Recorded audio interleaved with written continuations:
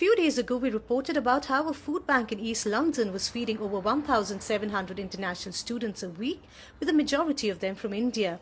Now, the BBC has learned that these foreign students are also being threatened by the universities, demanding them to either pay their outstanding fees or they may be removed from their course.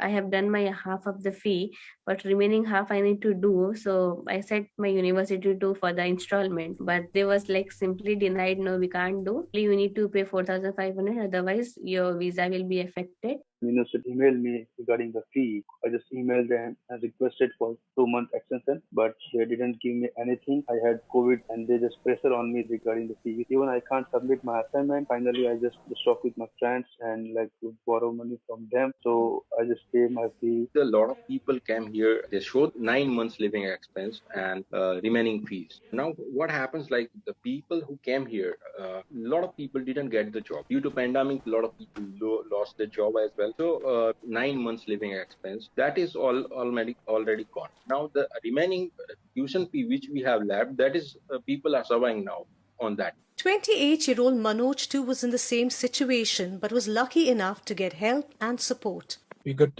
mail from universities, our study will suffer if not paying our fees and rent. So it is very hard time. In my case, SEVA Trust helped me a lot. They have a conversation with my university and make an easy payment plan for me. That is very helpful. SEVA Trust UK has been helping a number of students like Manoj since March 2020. In total, we have helped more than 650 students so far. Some of the universities' criteria said that if you are an overseas student, you cannot apply for hardship fund. That was changed after a lot of pressure from number of charities like us. So the good news is universities are listening, but they need to do a lot more. We put these students' issues and concerns to the relevant universities, and this is what they told us.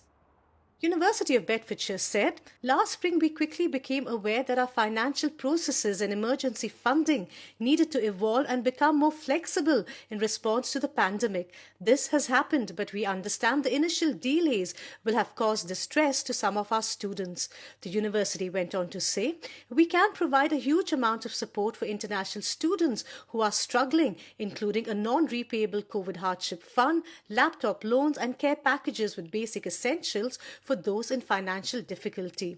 We urge all students who are struggling to get in touch with us straight away. Northumbria University said, making sure our students' health and well-being is secure during the pandemic is our number one priority, and we have a range of tailored support to meet the various needs that a student might have at this time. The university went on to say that if any student is having financial trouble and are worried about paying their fees, then please do contact us. They also said that there are options regarding payment plans which are adapted to suit personal needs, which will allow students to spread costs of fees. The university went on to explain other ways that they support students. The last few months has undoubtedly been very hard for these students who have found themselves isolated and away from their loved ones. And the threats from universities has only made things harder for them. Gagan Sabrawal, BBC News.